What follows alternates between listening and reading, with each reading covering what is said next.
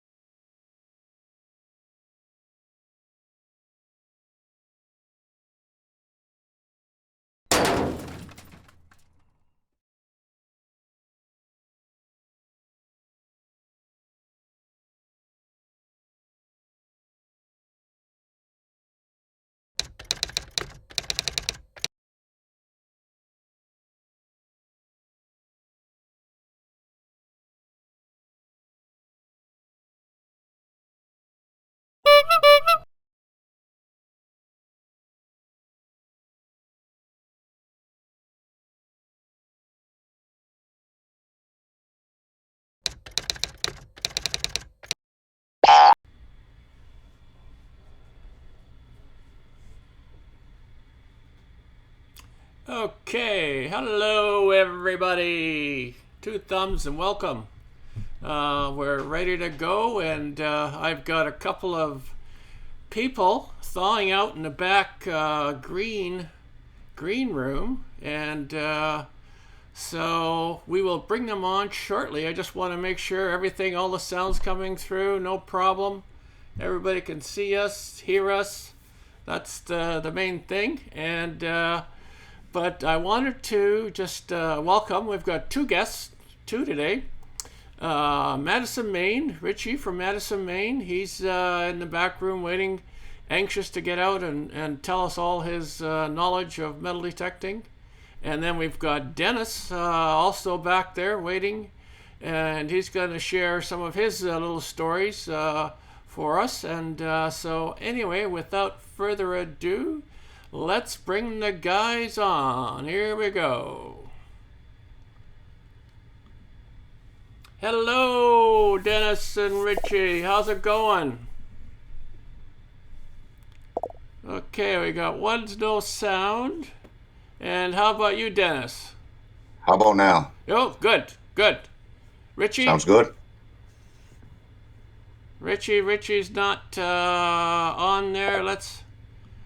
Frank, I'm just messing with you. Oh, yeah. Oh, thanks. Oh, this production is getting harder all the time. Oh, dear. Oh, how you guys doing? Cold. Cold. Yeah, I was going to ask you, cold. how is the weather back there today? Well, Sunny and cold. only Yeah? Yeah. No snow? I've got about 5 inches on the ground. Okay, Dennis. So you got 5 inches. Richie, how about you? I'm probably closer to 8 inches. Wow. Okay, so and that's an overnighter or during the day it's come down? Yeah, just a one storm. Oh, okay. Yeah, because I know I had my son, he had just called me today, and he said it was minus 38, and that's our Celsius up north in British Columbia. So that's the coldest he's been. He says he can go outside and his eyelashes freeze in about 10 minutes. So, but I know, I mean, watching your guys' weather back there, and that's just brutal in some of the places. So, yeah. So, okay, guys, so let's start with Richie. Tell us, what is it hunting around your area in Maine? What is it like? What's your area of Maine like? Well, my area of Maine is a lot like Dennis's area of Maine. It's a Maine small town built on a river. It's a mill town. Had indigenous people way back. Mm-hmm. In the 1720s, there was a French-Indian War. It took place, and there was a battle here in Madison. In 1775, Benedict Arnold marched 1,100 troops up the Kennebec up through Madison on his way to Quebec to get his butt kicked. And we got a lot of cornfields and hay fields, and there's in-town lots too. Yeah, so it's a real farming type of a community that you're in. Yeah, mostly. Yeah, because I do see your videos. You do a lot of cornfields, so so very interesting. Yeah, I didn't realize that there was such big kind of battles that happened back in your neck of the woods there. So yeah, the early one, the Father All in the 1720s, the French and Indian War. yeah. There's a battle site, but nobody's allowed to metal detect there. Oh, okay.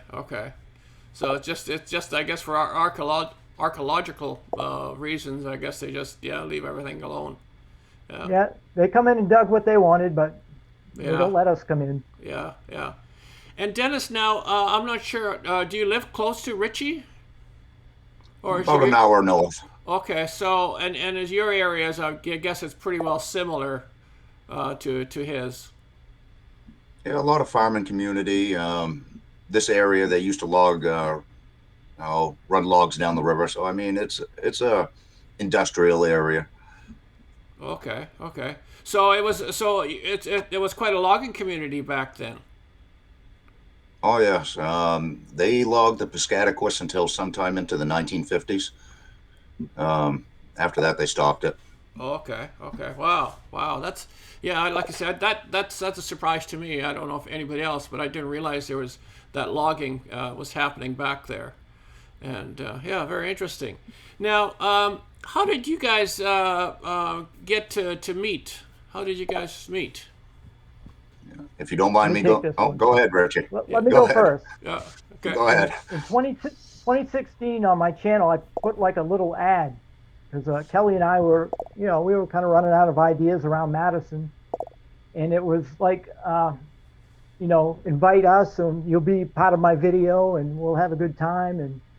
And Dennis was in the second year, he replied to me. All right, I'll let you go from there, Dennis. Yeah. Okay, yeah, I had just started metal detecting in 2018, and first ones I started watching was Aqua Chigger and Nugget Noggin in the rivers. I love it. I then typed in under YouTube metal detecting Maine, and Richie's was the first one to pop up. So I started following him, watching his videos, and reached out to him at one point. Told him we have a beautiful river up here to hunt, and the rest has been history. Oh, wow. That's cool. That's cool. So you guys I guess when you go out hunting, do you always go out together or mostly? Not always. Now, We how live an hour traveling gets apart, enough. so we don't hook up every day. Okay. Right. Now, how many rivers do you guys hunt back in that area? Are there a lot of different rivers that you would go to? Richie, go ahead. There's only a couple around here that are shallow enough to hunt, but there's some others that we haven't checked out yet. So we're expanding our territory a little bit. Okay. Yeah. And so what are the, I guess, let me think, what is the major things that you guys are finding in the rivers? What are you coming up with mostly? I would say, well, bells for sure, Yeah. pewter, and then just a little bit of everything. This river, well, since this town was around about over 200 years ago, there have been 4 major floods that took homes, businesses, farms. So, I mean, there's a mishmash of just everything in that river. Yeah. Now, Dennis, just the question on the bells. I know you're famous for bells, finding them. Now, how did the bells get in there? Is the river freeze, and do the animals go on there and they would lose it, or? Oh, back when the town was first established, the bridges, you couldn't drive livestock over these bridges. They were wooden, and they had weight limits. So most of the people back then had let their livestock either water in the river or trucked them across the river. Carriages used to go across here. And as Richie knows, in the summertime, certain years the river can be down below your ankles in places. And that's where a lot of them, they used to cross. And I think the floods actually helped quite a bit with that too. Yeah, because that's kind of I say all these things you find in there. So how did they get there? So that would make sense. If they can't cross the bridges, they'd be hitting into the rivers and so. But I guess certain times of year the river is pretty high and probably flowing pretty quick. So In the fall and wintertime we really are only able to get into the river sometime in late June to about late September. okay. So we got about maybe 3 months to hit the river. After that and before that, it's just too cold. Yeah. I guess each year you can probably go over some of the same areas and you'd end up turning up some new things there, wouldn't you, Richard? Because things get washed down with the water and. Well, we can put that to the test this year because we hunted that Piscataquis pretty hard. We hit a lot of areas, and if we can go back there this year and come up with some nice items, it'll prove that that's true. That's true. The water's bringing things down all the time. Yeah, just moving them. Yeah. And Dennis and I didn't hunt all that much together till like 2019. We probably had, I don't know, 5 or 6 hunts together. But last year, him and I were in like 20 videos together, so we kind of Okay. hooked up a lot more than we had in the past. Yeah. Now, in terms of videos, what kind of equipment do you use, Richie, when you're doing the videos? What do you use? Well, if I'm land hunting, I'm using my cell phone. Okay. And if I'm in the water, I got one of those $50 knockoff of the GoPro. Oh yeah, yeah.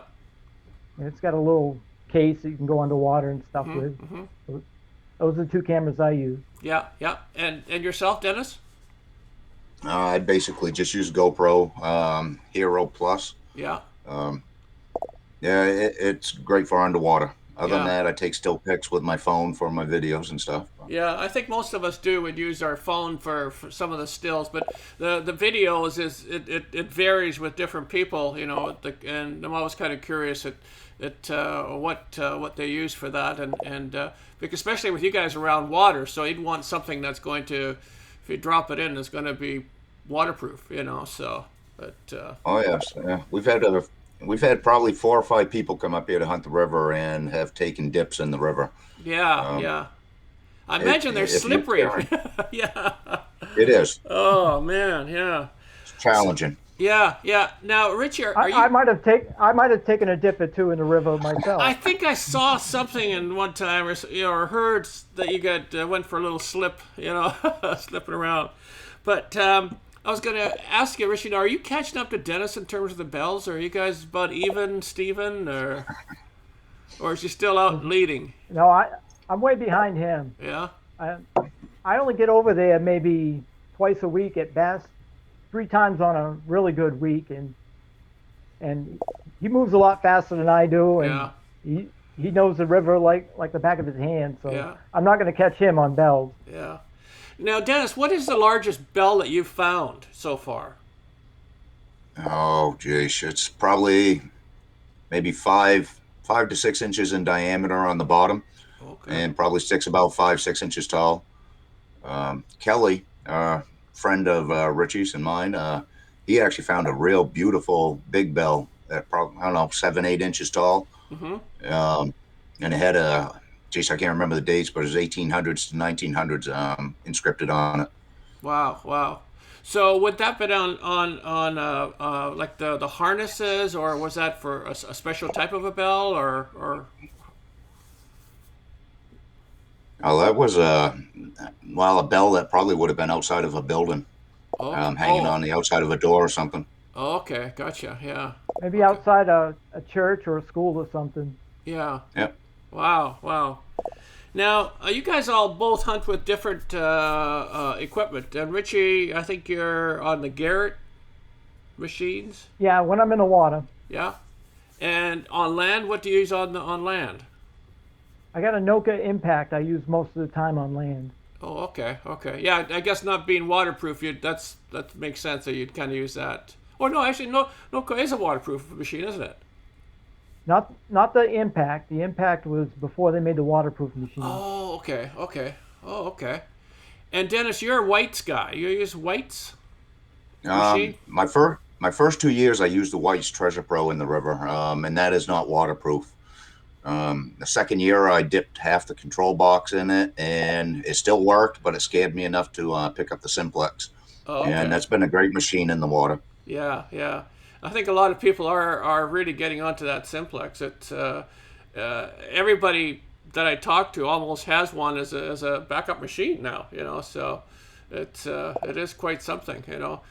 And yeah, they're doing a pretty good bang up job of marketing to us here in North America, and they're going after the big guys, you know. So they're cutting into their little pool of detectors for sure. Well, you can't buy a waterproof machine at that price point. Yeah, I know. That's I think it really does hit everybody's just right, you know, in that money market. It's perfect for it. So now, what's the kind for Richie? What's the coolest thing you've found so far, be it land or water? Well, there's so many. This summer I did find a whole clay pipe. And I never thought I'd ever find a clay pipe, but we was coming down the Piscataquis River, and it was just sitting there on the bank looking at me, and I called Dennis over. Oh. And I never expected to find a clay pipe, much less a complete one. And it was made in Scotland between like 1880 and 1910. Mm-hmm. There's a maker's mark on it. Yeah, you don't have that handy to show us by any chance, do you? I can get it. Oh, okay, yeah. Oh, that'd be cool. Yeah, because it's nice to see. Yeah, yeah. I mean, that's one thing that you know. Like, I mean, I've seen little fragments of pipes and things that you guys find back there, and all that is all. I guess it's visual because it's not metal. So yeah. Okay, yeah. I'm gonna put you on a bigger screen there. Hold on. Okay, there. Okay. So that's the whole thing now, Richie? Right there. Perfect. There we go. Yeah. That's the whole pipe? Wow. And those were made in England? You have Now, to excuse me with the framing of that. Yeah. Now were they made in England? No, it's made in Scotland. It's McDougall's. It says Scotland right on the side. Okay, and it's right on it. Wow, wow. Yep. That just, yeah. I mean, I see those. That'd be a cool thing to find. You know, definitely. And because I know I've seen some old pictures, you know, with the long stems and people smoking those, and I thought, oh, you know, huh. Now, do you guys There's no metal in them. Yeah. Now, do you have to have permission to go on some of the places you go to, and how do you share your finds if you with them? Want to go first, Dennis? Go ahead. I found if you put on a Kevlar vest and you keep your head down and you move real fast, you can detect about anywhere. You're a brave I'm soul, waiting for the Richie. reaction in the chat. Yeah, you're a brave soul. Yeah, because I mean, you know, I mean, down probably your neck of the woods, everybody's got a gun. You know, so you true. gotta have that Multiple. Kevlar for sure. No, asking permission. I always knocked on doors until 2020 with the COVID thing going on. Yeah. I did make a few phone calls, but other than that, I haven't gotten any new permission. Mm-hmm. And what kind of reaction did people have to you coming by? Better than I thought. You know, knocking on somebody's door to ask metal detective property, I would think I'd get a lot of no's, but I bet I get about 70% that say yes. Mm-hmm. That's pretty good odds. You know, now are you involved with the local community so people would know you around there, or I guess that would make it easier to get permission. Not really. No. No. Dennis, and have you gone out knocking on doors for permissions? I've only asked for probably about 6 permissions, and I get 50-50 on yeses and nos. But the river up here in Maine, I know some other states, waterways are owned by different property owners. In the state of Maine, the water is the people's. Okay. So it is free to hunt for the most part, you know, except from state parks and stuff. But, you know, it's free land to hunt up here. Yeah. You don't have to have permission or permits or anything like that to go out and enjoy yourself.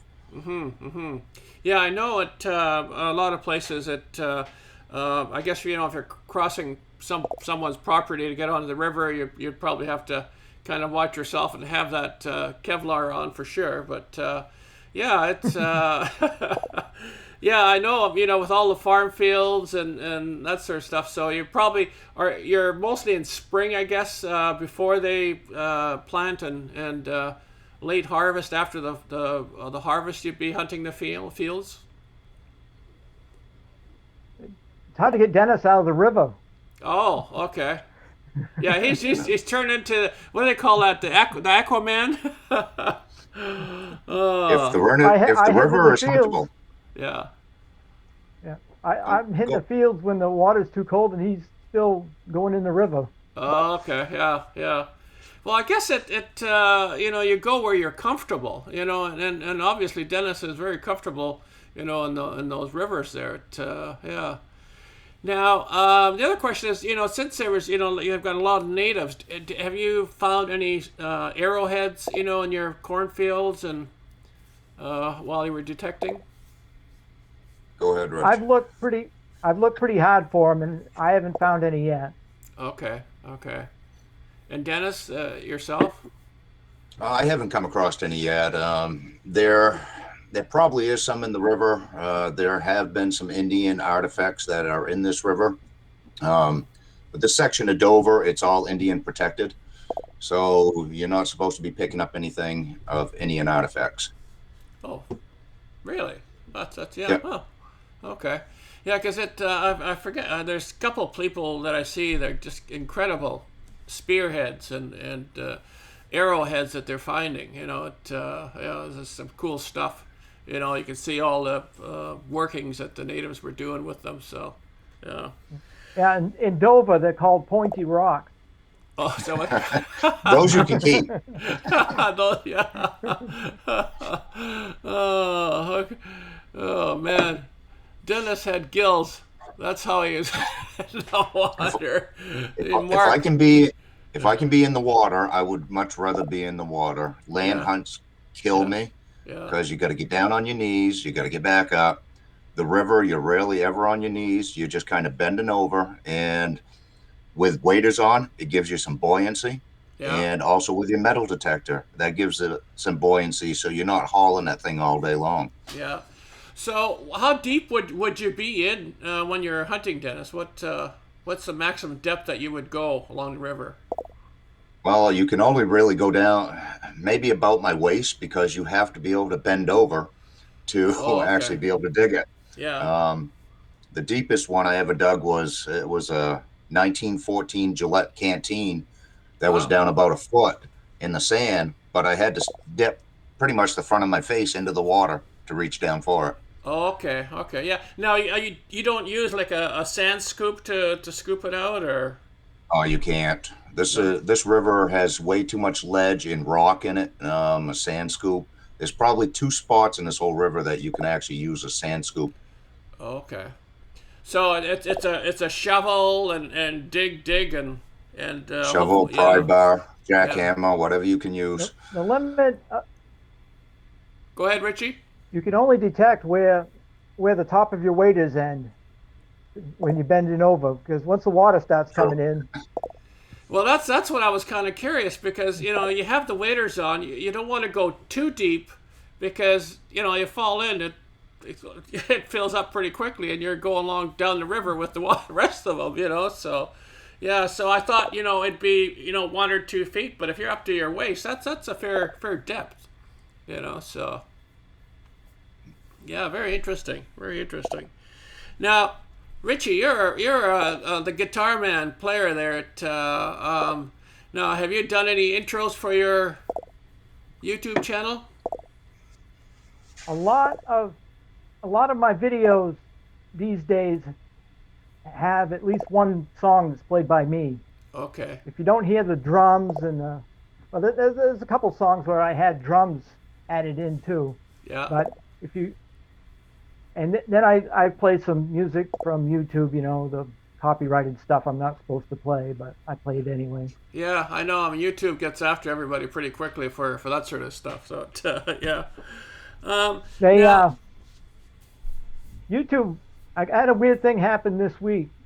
I was doing a short video of my 3-cent nickel, and I loaded it up on YouTube, and it got flagged for adult content. I didn't know that 3-cent nickel was anything of adult content. So I was looking on my phone. I said, I got a picture of my wife hitting a golf ball. I'm going to load that up there, see if that flags anything. So I loaded that up there, and that got more views than my coin videos. Yeah, it's it's amazing what sometimes people look at, isn't it? And the numbers that look at it. So yeah, man, yeah, it's YouTube is just recently has been pretty crazy stuff. They just watch everything now, and people losing their channels and just for some of the things that happens in there. So. But I've got a couple of photos and artifacts we could talk about. Let me bring that up here, and we'll get that happening. Okay, so we're on a different screen here, and let's start with this one. And I don't know whose they are, so whoever it is, if they could talk about them, would be great. I think everyone recognizes that as my avatar. Ah, there you go. That's my seated quarter love token. And this is the back of a 1877 seated quarter that somebody had engraved and pulled and gave it to somebody as maybe as an engagement or as a show of love. Yeah. Wow. See, because I can see that hole in there, so I guess it would have been, some sort of a necklace or something. So, yeah, it's cool with all the engraving on there for sure. Yeah, that's a great little piece. And then this one here. That right there is a 1890s Spelter gas lamp. I found that down in the Browns Mills Park behind the cemetery. And I believe what they did is they probably had that sitting on somebody's cemetery or plot. And once it got broken, however it got broken, they just chucked it in the woods. And the woods now that they put it into is now considered the Browns Mills Park. Okay. So that's a lamp. So would something go right through the whole piece and gas come up the top, or how is it working?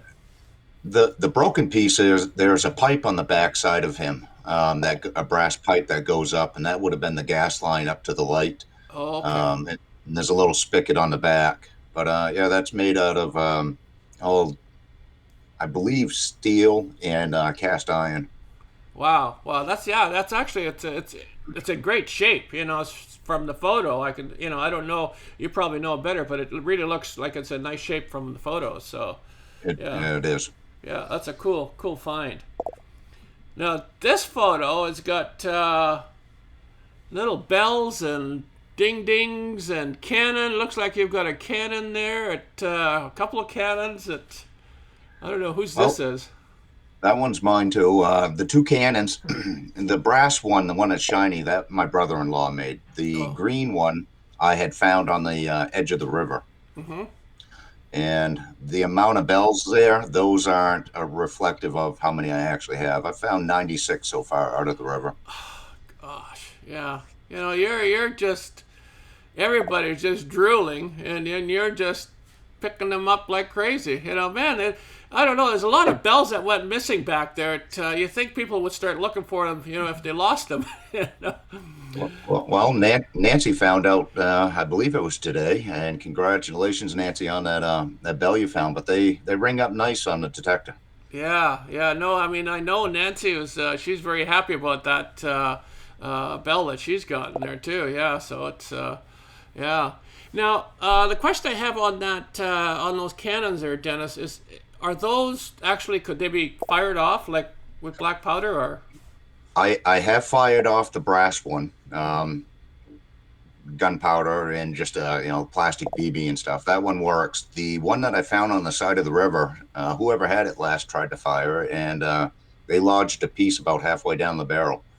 You could tap it and fire it again. They're just signal cannons. Yeah. So you're not really putting projectiles in them. Yeah. That's what I thought. It's more for like a 9 o'clock gun or something to go off and make some noise, so. Yep. Now, looking at your bells, I see they're different types here, and some of them, like, you go down just behind the cannon there, those ones almost look like they're little dinner bells, so, like... Probably they were put on sleigh bells, those smaller ones on the right. Okay. Then you get the Croto bells, Conestoga bells. Yeah. And there's some, bells that you would use to, like for a teacher. There's desk bells, and the flatter ones over on the left are phone bells. Oh, okay. I thought maybe that might have been bicycle, the old bicycle type of bell, but phone bells. Oh, yeah, that makes sense. Okay. No, I was told by the Historical Society that they had a bunch of those old telephones all piled up, and back in the day, they just chucked them all in the river. Yeah, okay. Yeah, So this I guess part's they all were made good. of wood, weren't they? I think they were a lot of the old ones were made of wood with these bells and on them. So okay, and I see in the back the bell there. It looks like there's quite a heavier one just on the line of the cannons there, and that would be something. Do you think for a door? Actually, I just did a short on that bell a little while ago. It's they were made in Switzerland, Okay. and then they were reproduced in America until the 1950s. Some say they're still reproducing them. Um, but yeah, that was my fanciest bell. It has writing on it and stuff. Yeah, that actually looks pretty cool from the photo here. I thought, okay, yeah, just yeah. Yeah, those and those chrono bells are just it just I see just such a range of sizes, like from the small to the large there. So I know Nancy was saying even hers, you can even still have the little bead or ball in there. You can hear it making the noise. So She found another bell today, I believe it is. that I didn't know. I thought she just had the one. She's got two now. Two? Look out, Dennis. Look out. Coming for you. Yeah, she's coming for you. Hopefully she'll be coming up this year. She's going to hunt with Richie and I in the river. Oh yeah, I know she's anxious to get out and for sure to get out with you guys, doing it. Now this photo coming up is probably one of my favorites. It's I remember, I think in my old grandma used to have this kind of thimbles and things like that. But yeah, and I wish I would have probably have kept some of these, but you guys are finding them. Now, there's two types here. Now, what's the difference between these two? Well, these were both first found right in the pond area, in the river, and people know where that is if they watch my videos. But the one that has the full top over it, that's just would be considered a regular thimble. The one that has no top on it is considered a tailor's thimble. And that was to allow the pinky to go up through so the tailor could actually feel the fabric as they were stitching. Ah, okay, that would make sense. And then if they needed to put a needle, you could still kind of put the needle against the side of it, I guess, and kind of push it through if need be. Yeah. But Well, and that particular one there, though, I found that the first year I was hunting, and I keep my eyes ahead of me. I picked up a tone, I looked down, and I saw that thimble rolling on the bottom of the river going by me. Wow. So back to where you were saying that things get replenished there every year. Yeah. Definitely. Yeah, that is. I guess that's one thing about river hunting. There's always going to be something being turned up for you guys. So, like you may have not found your wonderful bell. It still might be just under the dirt somewhere, and it's going to come rolling by you for sure. So. Yep. But that is a cool, and they're all. I imagine they're all silver, correct? Both of those are, yes. Yeah. Okay. And this here. That is a main militia button. That would have gone back to the, geez, I don't know, Richie, Civil War or Rev War, you think? Isn't Probably that Civil. the Civil War state seal button? I believe so, yes. Yeah, that's a Civil War button from, got the main state seal on it. Okay. Yeah, it's a deceiving when we look at the photo. It's deceiving the size of it. So for people out there, it's just a small button, maybe half-inch, three-quarter-inch size. It's a size of a regular or general staff button. Okay. It's kind of bulged out, but yeah, if that one's in there, then the rest of the uniform's in there someplace with them all. Yeah. Okay. Now this here is just a horde of incredible finds here. That's all pewter. That's all pewter. Yep, and that's all been pulled out of the river. Now, are these all your finds, Dennis? Yes, those are all mine. And you've only been detecting for what, a couple of years? 3 years now. Most of that I pulled out with the whites out of the river. That's just from one hunt.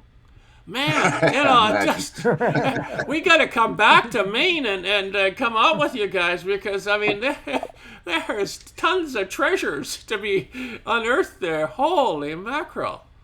Well, not many people hunt the water up here. and Yeah. it's a shame. Richie and I've hit other streams, and we found pewter in those streams as well. So Yeah. I mean, it's everywhere.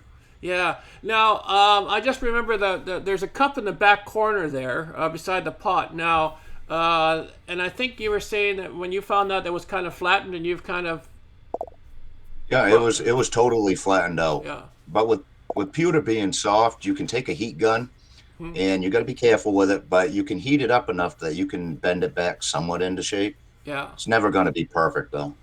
Okay. Okay. Now, what are those circular kind of pie plates with the holes in them? Those would have gone to cruette sets, and I did a short today on the cruette set handles. But you can see these longer, slender handles over on the left-hand side, Okay. Oh yeah. and Yeah. Yeah. those would have gone on top of those, and then there would have been a base that would have been underneath that, and you would have put your glass condiments in those holes. And those would have set on everybody's Okay. tables. Okay. Okay. Yeah, something similar to the one in the back corner there. Where it's almost like together. Yeah. Yeah. Okay. I pieced that one together this year. That is the first one I've been able to piece back together. Mm-hmm. Yeah. No, it's man, you've got incredible stuff there for your short time of hunting. You know, most people have to do it for the whole lifetime and don't accumulate as much as you do. So, I hope you've got a big showroom somewhere in your home to show these. Oh, Richie's been up to my man cave out in my garage. He's seen it. Okay, and then this one here. No,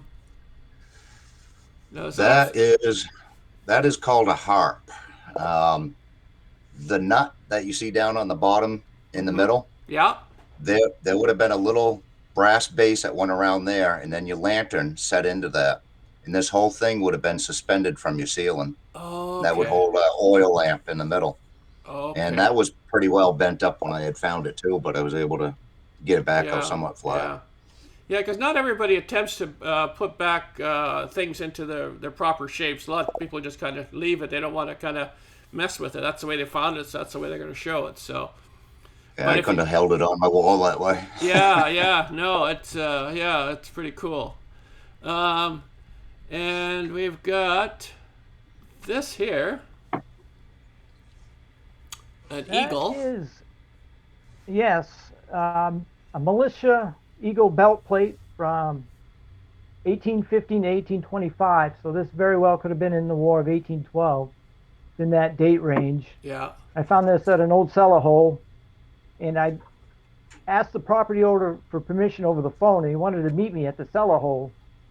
So we met there, and we talked and stuff, and then he said, yeah, I can see you respect my property, and he said, you can go ahead. Then he walked up to where the cellar hole was, and there was a pile of metal there and some bottles and stuff. He said, somebody's beat you here already, but they didn't get that. Yeah. Yeah. Wow. It's now. Do you do research for cellar, like for satellite, or how do you find these spots to go to? I look at the old maps, and you know where homes are now, and there's nothing there. You can look at the maps and see where home sites disappear over time periods. Okay, yeah, because I was kind of curious to see how you would know that there was a old home and cellars and so on, because I think Deej also does cellar hunting too, so she's another one that goes after the cellar. So yeah. I recently used LiDAR to find an old school site, and the cellar hole isn't there anymore, but it shows up on LiDAR, so I was able to pinpoint the exact spot where it was. Okay, yeah, because I know down in the States versus Canada, you guys are able to access a lot more information than we can on properties and land and old historical sites. I don't know, for some reason they're too lazy or they just don't want to do them in Canada, so we can't do it. So that's always cool that you're able to do the research, and I've seen some old maps, from there that show the old schoolhouses, and it could have been on a farmer's field at one time where the schoolhouse was, but it shows it still on the map. So we can't get that in Canada. So, Okay, and then we've got this one here. This is a 1797 Liberty Cap half cent. Now the half cent is a lot rarer than the full cent, and they only minted 139,690 of these. So the chances of finding one are pretty rare. Yeah. And how I found this, I was hunting in the field with Kelly, and we'd been there a while, and we hadn't found much. I was working my way back to the truck and over to Kelly to let him know that I'd had enough and I was going to head out. And of course, I'm going across rows here, then down here, just trying to get over towards Kelly, working my way. I get a signal right where Kelly shows up. I say, yeah, I got a signal here. And we talk for a minute, and I almost walk away. I said, oh, yeah, I got a signal to dig here. So I dug, this is what I dug. And as rare as they are, somehow the Hoover boys found one a week later. I don't know, I'm just saying. Yeah, those guys, I tell you, yeah. Yeah, it's kind of cool, you know, to be able to do the research and you find that, you know, that these are that rare. And you've got one of those. Yeah, so, yeah, that's a cool find. And I'm not sure if this one's the back of it or... Yes, it is. That's a back. The back side. of it come out a lot better. Yeah. When we dug it out of the ground, we could read the 1/200th on the bottom. Mm-hmm. And we didn't know what we... What is that made out of, Richie? It's a copper coin. Oh, it is a copper coin. Okay. Yep. And is that the penny size, or is it bigger or smaller, or? And the large cents would be bigger. This would be a bit smaller than and a bit thinner than the large cent in the same version. Okay. Yeah, and then you haven't done anything to it. That's just the way you found it, and you haven't tried. I haven't done much to it. Yeah. Kelly wanted me to clean that like hell out in the field. He wanted to know what it was right then and there, and I go, nope. Yeah. I don't clean coins out in the field. Yeah, I think a lot of times you would end up taking some of that engraving off because it's so soft, you know. So you don't want to do too much of it. I tend to have a little toothpick that I'll pick at something sometimes and carefully, but yeah. And I always tell Kelly, let it dry. Yeah. Even Nancy was saying here, don't touch your kappas. With an accent, she's telling us with an accent. Oh man. Okay, and then this one here is another cool find here. I looked this up. I looked this up today just to see what they were going for. This is a Maine militia horse soldier button from early 1800s, and this is a collector's item. This is the one you want to find if you're out looking. And online right now, they're trying to sell one for $850. Wow. So I knew it was a Maine militia button. I didn't realize what it was, how valuable it was, and I posted it on the Metal Detected Maine forum, and somebody sent me a message, said, "Do you know what you have?" He recognized it right away as being the one that the collectors really want. Yeah. Wow. That's a cool find. Now, I just want to. The question I have for you is the horseman. What is the horseman? Are they? I'm not sure. I never really did research what a horse soldier is. Okay. The button's listed as a Maine militia horse soldier. Yeah. Okay. Yeah, because I don't know whether they walk the horses or they ride the horses, or So I'd be kind of curious to. Maybe they fed the horses. Oh yeah, maybe they fed like that could be too, you know. So you just don't know, you know. But that's a cool one, you know. So you got people knocking on your door trying to get that from you. So yeah. Good luck. Yeah.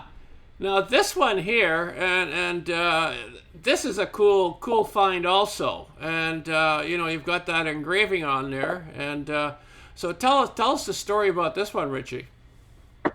I was at a permission, and it's one of Kelly's permissions. And I always seem to find something good on his permissions for some reason. And we dug all day, and I had a bag full of stuff, and of course I haul everything off, and it didn't look like this. when I pulled it out of the ground. It was packed in dirt. I thought it Yeah. was just some flashing or something. Yeah. Threw it in my bag, took it home. The next day, I threw everything out on my table outside. I could see the little US from the back side there. I said, huh, wonder if that's something. I cleaned it all off, and this is what I found. It's called a piece gun powder flask, and it was made from 1847 to 1858, from before the Civil War till just after. Yeah. And I also found a Brown and Bess gun rod holder at that same site too. But that's a fantastic find for thinking I dug some junk. Yeah. Now this is just part of the powder flask, isn't it? It just, there's more to it that somehow. There's another half to it. Okay. Somewhere in there. Yeah. Yeah. Yeah. That's it. I don't know. I guess, whether, depending where it is, they split it up, but again, it's just, cool to see the eagle, the U.S. emblem on that. It would be nice to find the rest of it and just kind of, and then know the story behind, like where was this? How many places did it go to? What did they use it for? And who had it? It just, yeah. Well, there was an old homestead in the field where I found it. We were hunting around where the old homestead was. Yeah. Okay. And sometimes, you kind of wonder whether it would have been, somebody in that family would have lost it, or, years ago, I guess. I imagine it probably went down with the house.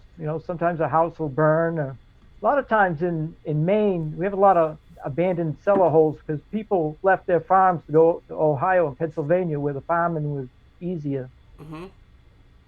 It weren't quite as harsh as up in Maine, and they just left everything and headed out. Yeah, I guess. Yeah, it's just, yeah. I mean, it's, yeah. I guess people always move to the easy part of the world to survive. Survive with. So, yeah. But that is a really a cool find. So it, yeah.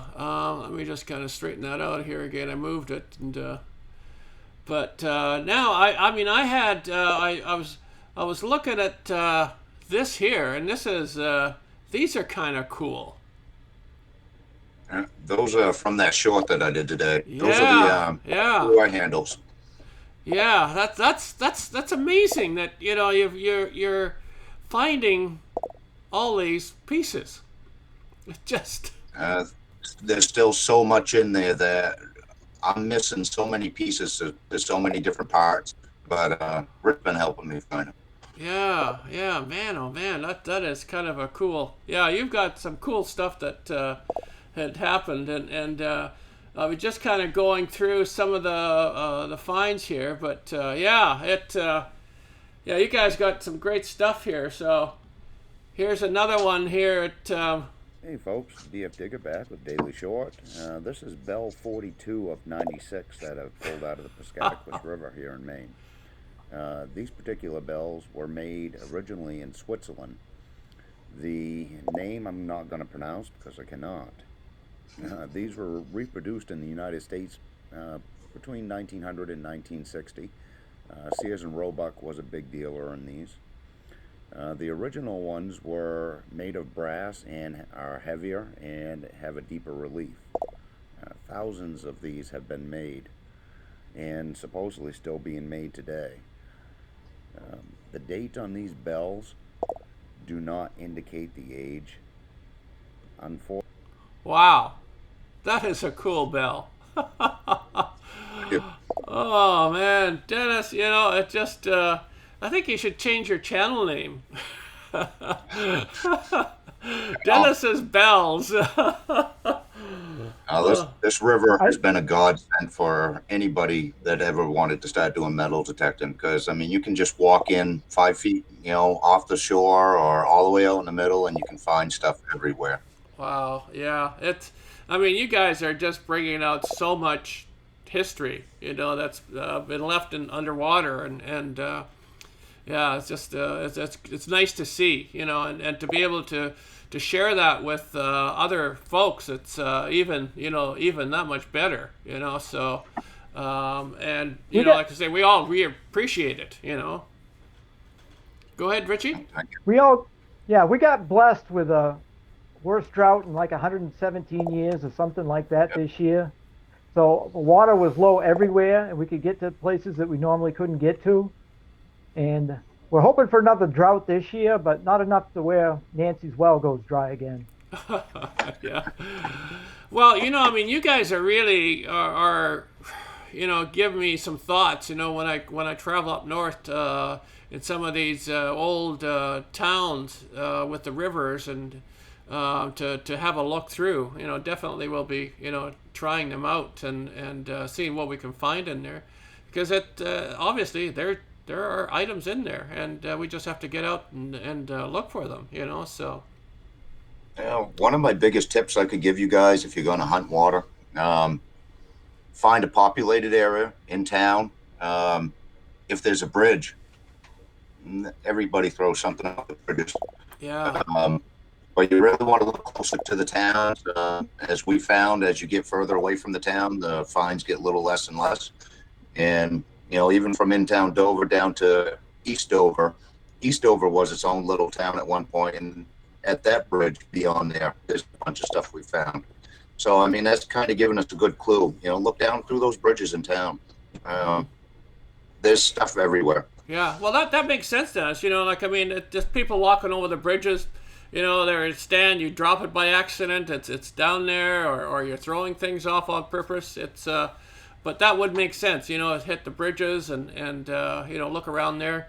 Kids always like to play around there, and you know, they lose things, or yeah. So yeah, that's a great thing to have. But hey, you know, I mean, our time it goes by so quickly, you know, and especially when you guys got some amazing finds to share with us, and we all really appreciate it.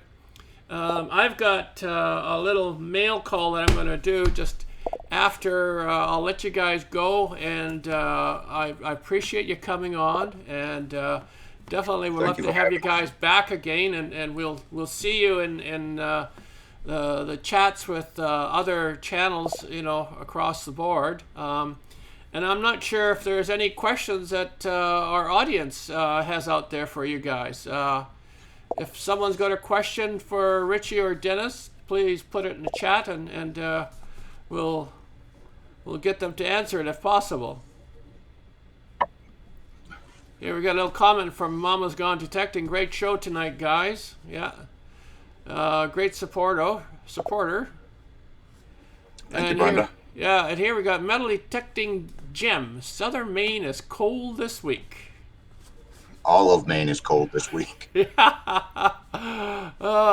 yeah. She has a good channel. Yeah. Everyone should go over to her channel and give her a sub. Check her out. Yeah, okay, we will. Yep. Yeah, at Detecting Gem. And then I have my significant other is saying here too. Thanks, Dennis and Richie. Yeah. Yeah. And here, got a very nice show, guys, from Metal Detecting Gem. Thank you. Darn right. Darn right. Anyway, listen, you guys. Thanks very much. I will let you guys sign out on your own, and I'm going to switch to another camera here, and we're going to talk. So I got a message. Yes. I got a message for everyone who stuck it through the whole interview. Are you not entertained? Are you not entertained? Isn't that why you come here? That's right. Yeah, absolutely. Absolutely. Anyway, thanks, Richie. From Madison, Maine, Dennis, DF Digger. Keep up the great finds and the fun you guys are having out in the rivers back in Maine. And one of these days, just might be knocking on your door, you know. Anytime. Yeah, hit that river with you guys for sure. Thanks a lot for coming. We'll talk to you guys later. All right, see ya. See ya. Wow.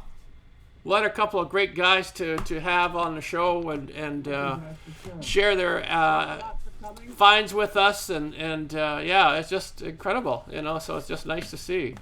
And anyways, thank you. I just wanted to, I've got a letter, and I think I know what it is. I got it from JHH, Jersey History Hunters, a little mail call here, a little card. I think I might have won something with them if I remember. But you know, you win stuff different times, and oh yeah, so congrats, dude! More stickers for some giveaways. Rachel and Odd. Look at this. I do have some stickers, so we're going to do up some packages to give away. In the next little while, we'll wrap them up. But yeah, she sent me a whole bunch, so I've got lots of stickers. And yep, I've got them on my board already. So anyway, we'll give them for the future. But I wanted to say thanks for everybody coming out.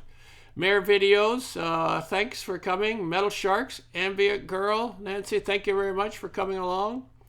And Metal Detecting Gem, if you haven't checked her out, check her out and give her a thumbs up and hit the subscribe button for her.